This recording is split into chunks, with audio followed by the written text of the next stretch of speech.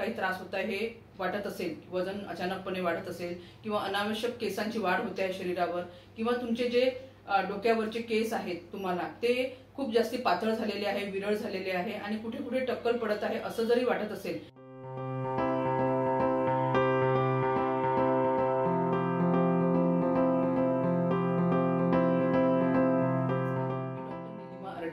मी स्त्रीरोग प्रसूतीशास्त्र तज्ञ आहे आणि अमरावतीमध्ये प्रॅक्टिस करते।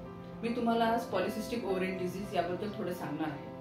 पॉलिसिस्टिक ओव्हरियन डिसीज हा स्त्रियांमध्ये आढळणारा एक एंडोक्राइनल विकार आहे। किशोरवयीन मुलींपासून तर मेनोपॉज अटेंड करणाऱ्या म्हणजे जवळपास 44 ते 45 वर्षाच्या स्त्रियांमध्ये पण हा आजार आपल्याला दिसून येतो। जवळपास भारतामध्ये 10% महिलांमध्ये हा आजार दिसतो आहे आणि याचं प्रमाण वाढतच चाललेलं आहे आणि या 10% मधील 50% स्त्रियांना माहिती नाही आहे की त्यांना पीसीओडी नामक हा आजार झालेला आहे किंवा त्यांना याबद्दल कधी त्यांनी चेकअप पण नाही केलेला आहे। तर या व्हिडिओद्वारे तुम्हाला हा त्रास आहे की नाही हे तुम्ही जाणून घेऊ शकता। तर हे पॉलिसिस्टिक ओव्हरियन डिसीज म्हणजे काय? पॉलिसिस्टिक ओव्हरियन डिसीज असलेल्या स्त्रियांमध्ये किंवा मुलींमध्ये त्यांचे जे अंडाशय आहे किंवा ओव्हरीज आहे त्याच्यामध्ये बऱ्याचशा खूप सारे सिस्ट निर्माण होतात आणि त्या सिस्टमुळे त्यांना दर महिन्याला अंडबीज तयार होऊन जे फुटतं ज्याला ओव्ह्युलेशन असं म्हणतात ते होत नाही, नियमितप्रमाणे ते होत नाही आणि त्यामुळे त्यांना पाळी इरेग्युलर होत जाते। तर या पॉलिसिस्टिक ओव्हरियन डिसीजचे कारण काय आहे, म्हणजे का बरं हे होतं? पॉलिसिस्टिक ओव्हरियन डिसीज बेसिकली आपण जसं म्हटलंय की हा एंडोक्राइनल विकार आहे। एंडोक्राइनल विकार आहे हा कधी कधी हेरिडिटी म्हणजे अनुवंशिकतेमुळे पण होतो, कधी कधी लाईफस्टाईल आपल्या जे आता काही चेंज झालेले आहे।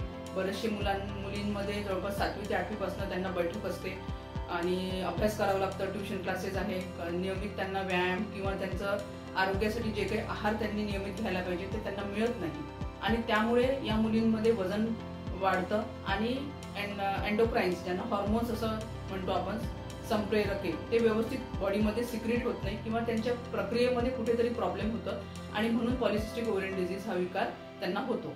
तर या पॉलिसिस्टिक ओव्हरियन डिसीज मध्ये सगळ्यात सुरुवातीला आपल्याला काय आढळतं, म्हणजे कुठले कुठले लक्षणे दिसतात? तर पॉलिसिस्टिक ओव्हरियन डिसीज असलेल्या मुलींमध्ये किंवा स्त्रियांमध्ये अचानकपणे वजन वाढणे, अनावश्यक केस येणे, अशा भागांवर ज्या भागांवर स्त्रियांना जनरली केस राहत नाही, खूप सारे पिंपल्स येणे पाळीच्या आधी किंवा पाळीच्या नंतर, स्किनचं जे हे आहे टेक्स्चर आहे ते चेंज होतं बऱ्याच ठिकाणी बगलेमध्ये किंवा मानेच्या भागांमध्ये आणि तिथे काळसरपणा निर्माण होतो। या मुलींमध्ये बरेचदा स्ट्रेस इंड्युस्ड डिझिजेस आढळल्या जातात, त्या बरेचदा खूप जास्ती स्ट्रेसमध्ये असतात किंवा त्यांना खूप एन्झायटी असते।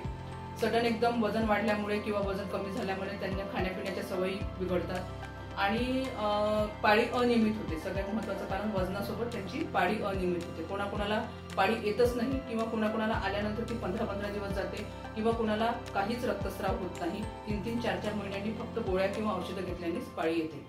आणि जसे ह्या मुली त्यांचं लग्न होतं किंवा तर त्यांना माहितीच नाही आहे की आपल्याला पॉलिसिस्टिक ओव्हरियन डिसीज हा आजार झालेला आहे, तर त्यांच्यामध्ये वंध्यत्व म्हणजे इन्फर्टिलिटी हे दिसून पडते आणि या स्त्रियांना मूल होण्यास त्रास जातो किंवा त्यांना ट्रीटमेंट घ्यावी लागते किंवा बरेचदा त्यांना मूल होत नाही।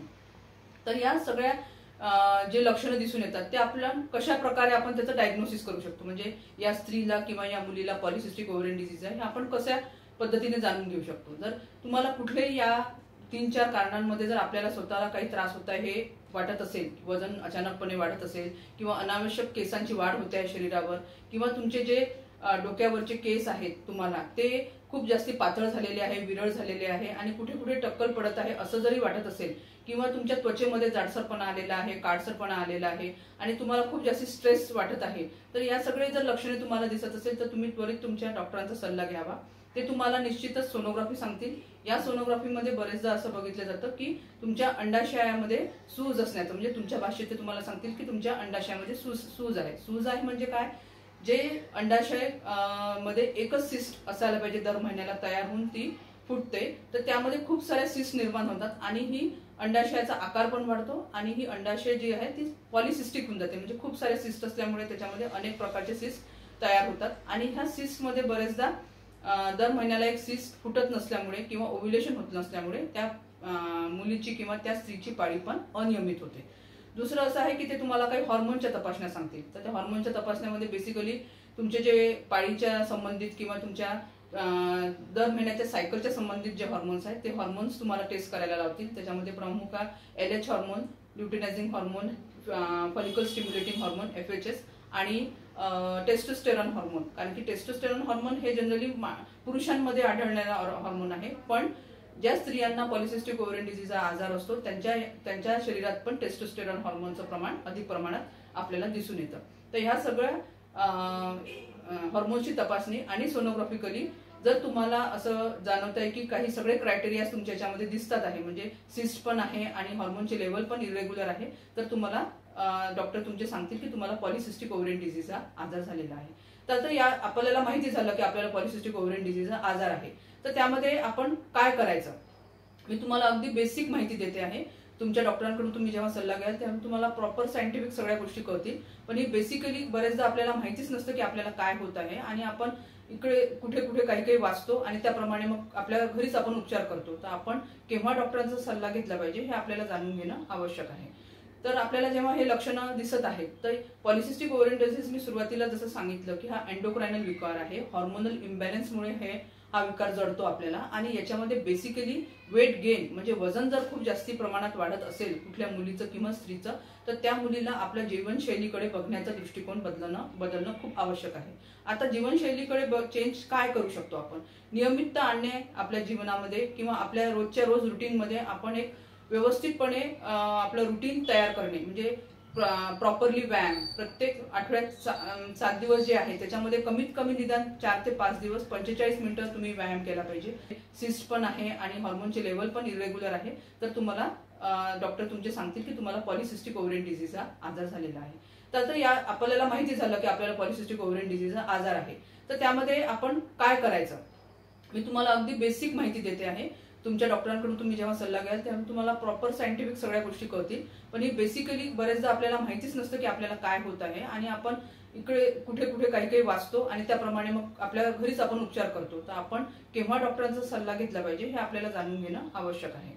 तर आपल्याला जेव्हा हे लक्षणं दिसत आहेत तर पॉलिसिस्टिक ओव्हरियन डिसीज मी सुरुवातीला जसं सांगितलं की हा एंडोक्रायनल विकार आहे, हॉर्मोनल इम्बॅलन्समुळे हा विकार जडतो आपल्याला आणि याच्यामध्ये बेसिकली वेट गेन म्हणजे वजन जर खूप जास्ती प्रमाणात वाढत असेल कुठल्या मुलीचं किंवा स्त्रीचं, तर त्या मुलीला आपल्या जीवनशैलीकडे बघण्याचा दृष्टिकोन बदलणं खूप आवश्यक आहे।